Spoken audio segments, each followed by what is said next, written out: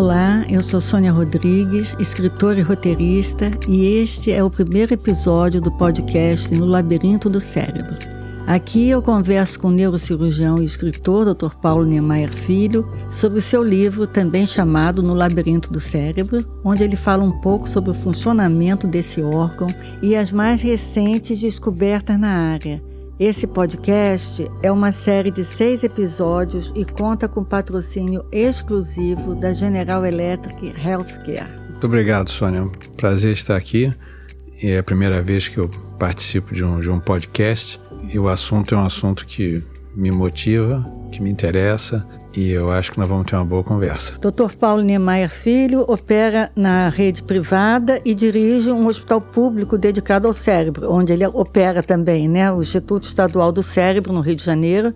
E nessa série ouviremos casos tratados nos 2 ambientes.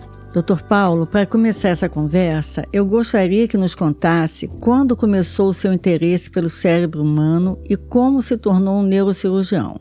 Sônia, você sabe que para essas coisas não tem uma única causa, né? Eu tinha em casa um pai que eu admirava muito, é um neurocirurgião que foi um pioneiro no Brasil e eu tinha assim uma admiração muito grande por ele, gostava de acompanhá-lo e viajava com ele para o interior numa época que tinham pouquíssimos neurocirurgiões no Brasil e ele era chamado para ver doentes em outros estados e eu com meus 7, 8 anos de idade, e acompanhando ele, carregando a malinha ali, me sentindo muito importante.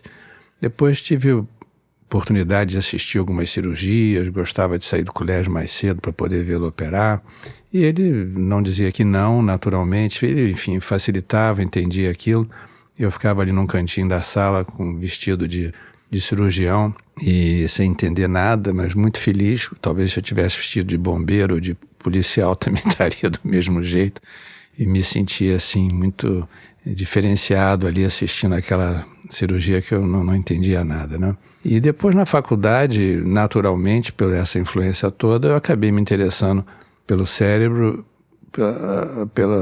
por todo o mistério que envolve, pelo fascínio de compreender o seu funcionamento e entender a base da sua anatomia e acabei naturalmente seguindo para a neurocirurgia. O ofício de ser médico é um assunto muito frequente nos seus livros e imagino que tenham havido mudanças na profissão com o passar dos anos. Como era a neurocirurgia na época do seu pai? Olha, foi uma neurocirurgia de pioneiros, quer dizer, meu pai quando começou a neurocirurgia, não existia nenhum exame de imagens, a não ser o raio-x simples. Quer dizer, o raio-x simples a gente vê o osso e mais nada. E, então, os diagnósticos eram feitos pelo exame neurológico. Quer dizer, eu examinava, viu se um reflexo estava diminuído, se eu tinha uma diminuição de força de um lado ou do outro. E com isso fazia-se o diagnóstico de suspeita de um tumor ou de alguma doença e as cirurgias eram feitas baseadas simplesmente nisso. E então eu cheguei a assistir cirurgias feitas por ele em que não se sabia o que ia encontrar. Então abria-se o crânio do paciente sem saber se era um tumor, se era um coágulo, o que ia ser visto. Isso mudou completamente. Então a neurocirurgia nessa época era uma cirurgia de pioneiros. Ele inclusive não teve professor. Ele era um cirurgião geral e ele foi aos poucos começando a fazer cirurgia de nervo periférico e foi estudando e se aperfeiçoando progressivamente e foi aprendendo sozinho, quer dizer, ele é um autodidata na neurocirurgia. Agora entrando no seu livro mais especificamente, o primeiro capítulo tem como título Os lobos frontais, o que nos faz humanos. Não é um pouco enigmático? Deixa eu te dizer, Sônia, o cérebro sempre foi um órgão desconhecido, e tão desconhecido, e tão um preconceito de mística em relação ao cérebro, que até hoje os check-ups não incluem o cérebro. Então o cérebro sempre foi uma coisa à parte no nosso corpo humano e um mistério. Nos anos 90, o Congresso americano decretou que essa década de 90 seria a década do cérebro. E com isso, eles privilegiaram, direcionaram todas as verbas de pesquisa, ou a grande maioria, para o cérebro. E a partir daí o cérebro tomou uma nova dimensão em termos de curiosidade, de divulgação na mídia, de novas descobertas. A neurociência tomou um caminho inteiramente diferente em termos de conhecimento. Hoje é difícil você ligar um canal de televisão ou uma revista que não tenha um programa sobre a memória, sobre o comportamento humano, sobre as doenças neurodegenerativas. Então, essa década do cérebro, decretada pelo Congresso americano, trouxe uma visibilidade enorme, um desenvolvimento muito grande para a neurociência. E com isso, novos conhecimentos, novas teorias foram surgindo. E isso foi o que me motivou a escrever o livro, porque em todos os lugares que eu ia, as pessoas queriam saber uma história, queriam saber alguma pergunta sobre o funcionamento cerebral. E daí foi que surgiu a ideia de fazer o livro. E eu tinha que começar o livro pelo que eu achava mais significativo, que era exatamente os lobos frontais. Então, os lobos frontais, eles foram exatamente o que na evolução genética, na evolução do homem, fez com que ele se diferenciasse na natureza. Quer dizer, os lobos, quando nós observamos os macacos, por exemplo, nós vemos que eles têm uma testa chata, assim, virada para trás, eles não têm lobo frontal desenvolvido. E o homem, ao longo dos milhões de anos, ele foi criando essa bossa, essa testa que nós temos, que foi o desenvolvimento dos lobos pré-frontais, que é uma região de associação e que permitiu o desenvolvimento do psiquismo, que permitiu o desenvolvimento da linguagem, o pensamento simbólico, que é o mais importante, que levou à linguagem, e ao que nós somos hoje. Quer dizer, hoje os lobos frontais, eles não só produziram o psiquismo e a linguagem, como permitiram o convívio social. Quer dizer, os lobos frontais funcionam como uma espécie de censura também, controlando a nossa agressividade, os nossos instintos mais primitivos e fazendo com que a gente possa viver em harmonia, em comunidade. E o pensamento simbólico foi o mais importante dessa evolução, porque permitiu o surgimento da linguagem, do numeral, da matemática, das leis, de tudo que nós imaginamos e que existe apenas no nosso imaginário, na nossa fantasia. E a linguagem fez então toda a diferença, que permitiu o alfabeto, a comunicação, não apenas oral, mas escrita, e isso é que nos diferenciou como seres humanos. E, Paulo, e a neuroplasticidade? A neuroplasticidade é um progresso que vem desde essa época da década do cérebro. Quer dizer, nós tínhamos um conceito de que o cérebro era um órgão estático. As pessoas nasciam com aquele número certo de neurônios e morreriam com eles ou com menos, porque eles iriam morrendo ao longo da vida. E hoje nós sabemos que não é assim. O cérebro é um órgão dinâmico, os neurônios também se reproduzem, nós temos células-tronco cerebrais, e nós formamos novos circuitos a cada vez que estamos aprendendo uma nova habilidade. E então a neuroplasticidade é exatamente essa possibilidade de retomada de funções perdidas, de recuperação de neurônios, e que nós vemos acontecer em muitas situações da nossa vida.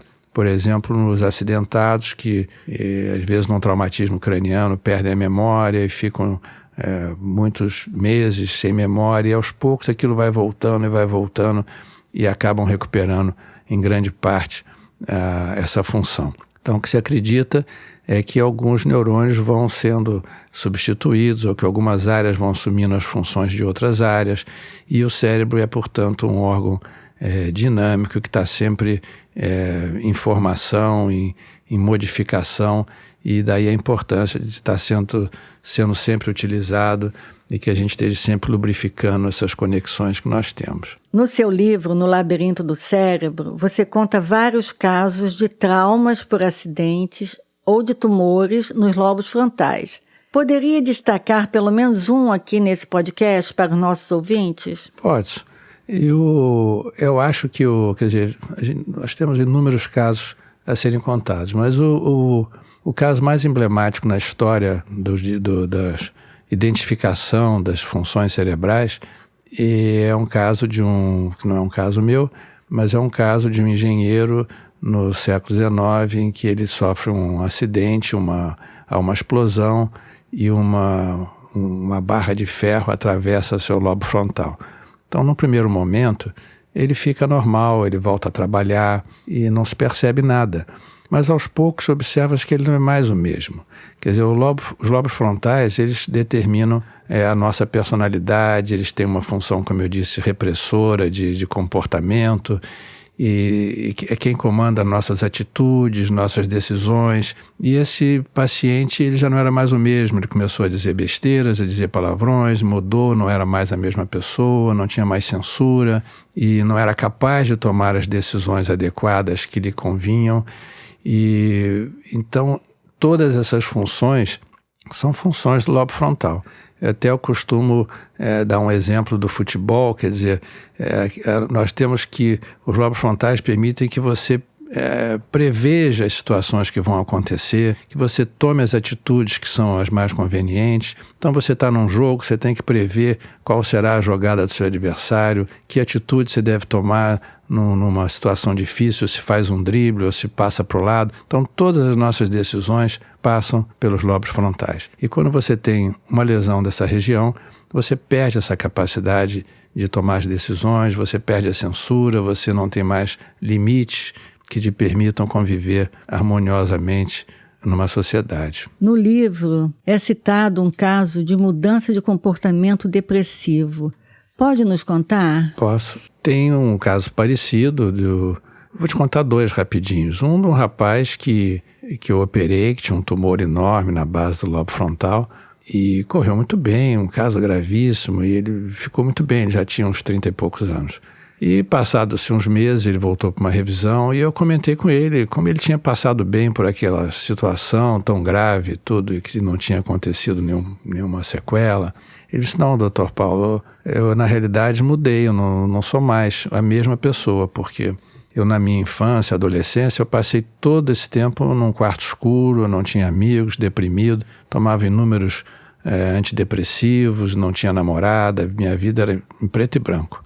E agora, depois da cirurgia, eu não sei o que se passou, aquela tristeza acabou, eu arranjei uma namorada, não tomo mais nenhum remédio, minha vida ficou colorida. Então aquilo foi um impacto enorme, quer dizer, não foi essa a intenção da cirurgia.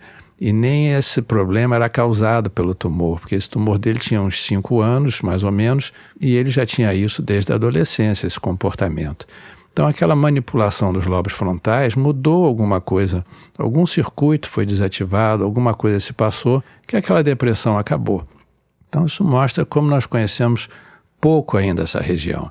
Quer dizer, os estados depressivos não são só apenas por problemas psicológicos, existe uma base anatômica, química, que ainda não se domina. Quer dizer, esse rapaz, mudou a vida dele, ele hoje é uma pessoa que leva uma vida alegre, sem medicação, e o problema da depressão dele foi resolvido. Então esse é um exemplo importante de quanto nós ainda temos que caminhar nessa área que afeta tanta gente. E há um outro caso, que esse é mais até quase engraçado, vamos dizer, de um paciente que eu operei, que era um homem muito formal, muito sério, era um general, e ele sofreu um acidente de automóvel e ficou em coma há muito tempo. E quando me chamaram para ver, ele já estava em casa, mas balbuciava algumas palavras que não se entendia, com sonda, enfim. E eu examinei e achei que ele tivesse uma hidrocefalia, propus a colocação de uma válvula, e assim foi feito, e passados um mês, ele volta no meu consultório andando de terno, elegantíssimo, e eu fiquei me sentindo assim o máximo, né? Eu digo, poxa, essa é a especialidade, a profissão da minha vida mesmo. Mas dali a uns meses, a mulher me telefona e disse, doutor Paulo, precisamos tirar a válvula. Eu disse, mas como tirar a válvula? O general está maravilhoso. Ele disse, não, doutor Paulo, ele não é mais o mesmo. Ele agora está passando cheque sem fundo, fez uma piscina em casa olímpica, ele não sabe nadar, nós não temos mais de onde tirar dinheiro. E o general, que era um homem tão sério, tão correto, tinha se tornado outra figura, outra coisa. Então, a explicação disso é que ele teve uma lesão dos lobos frontais no acidente e desenvolveu depois uma hidrocefalia que mantinha ele torporoso. Na hora que ele tratou a hidrocefalia, ele acordou, só que ele tinha uma lesão dos lobos frontais e aí ele não era mais o mesmo. Então isso mostra como os lobos frontais nos faz humanos e dá a nossa personalidade e faz ser o que nós somos. Ali nos lobos frontais é que se dá um encontro da razão com a emoção e dali é que saem as nossas decisões, as nossas previsões, as nossas atitudes e todo o nosso psiquismo. E os lobos temporais, o que são e para que servem? Olha, os lobos temporais, eles têm como função principal, vamos dizer, a memória. Quer dizer, a estrutura mais importante dos lobos temporais são os hipocampos. São umas estruturas que têm um formato de um cavalo marinho e que são chamados de hipocampo e que são estruturas arcaicas na evolução filogenética. Então, o tipo de células que tem ali, você encontra em animais inferiores e que, com a evolução, novas camadas de neurônios foram se formando e o homem tem hoje a neocórtex, que é exclusiva quase do homem,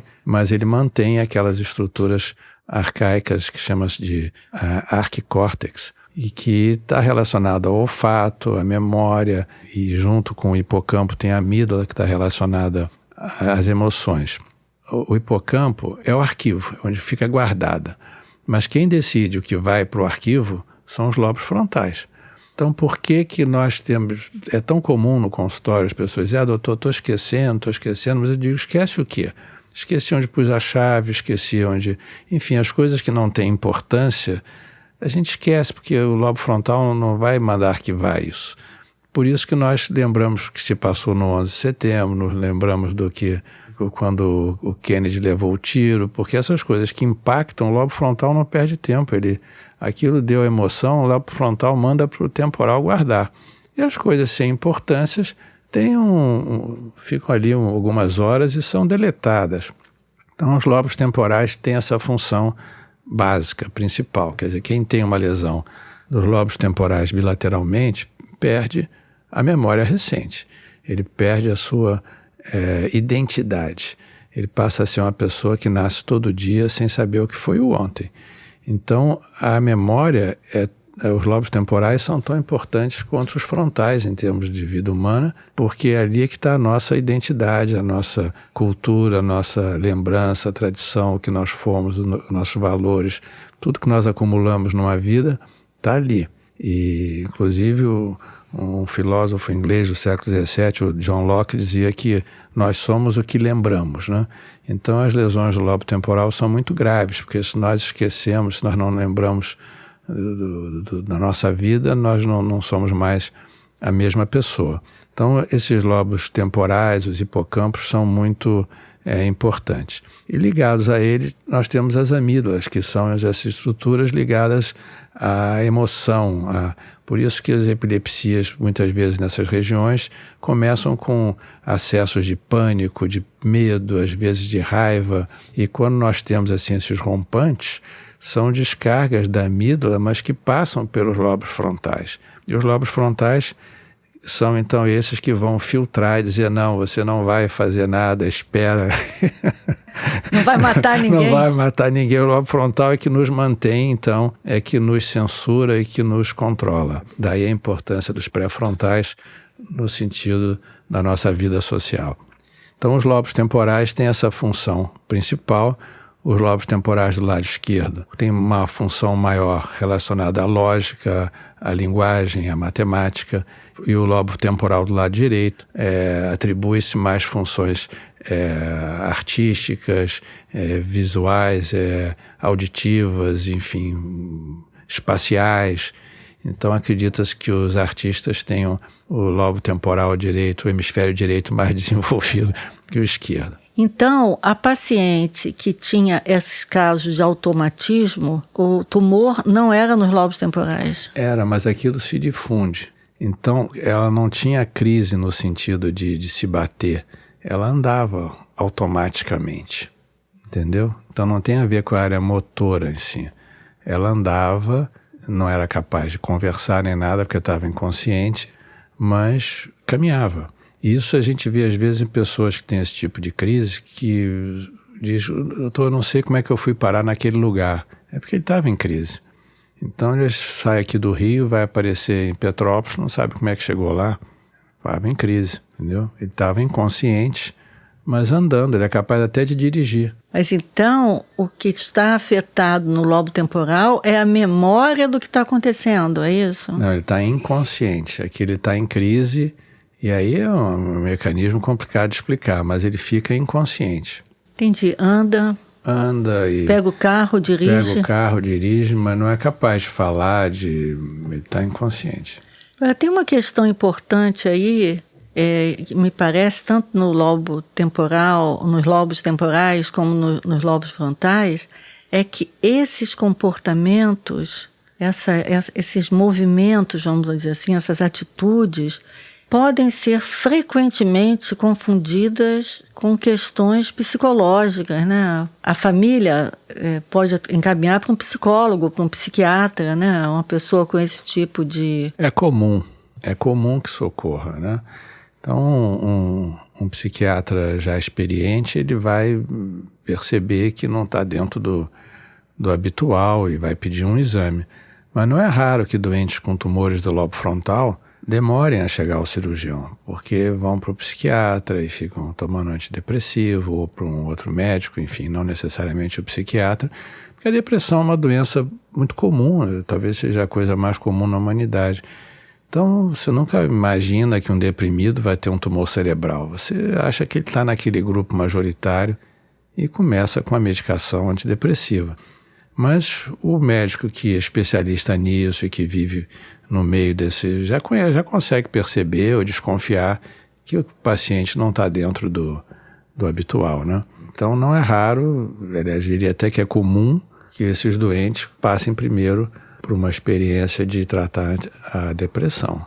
Encerramos aqui o primeiro episódio do podcast No Labirinto do Cérebro, entrevistando o Dr. Paulo Niemeyer Filho sobre lobos frontais e lobos temporais. Entrevista por Sônia Rodrigues, pesquisa adicional de Clara Henriques e produção do Estúdio Rastro. Patrocínio exclusivo da General Electric Healthcare. No próximo episódio, ouviremos o Dr. Paulo nos falando sobre a hipófise e as cirurgias feitas antes do nascimento. Não percam!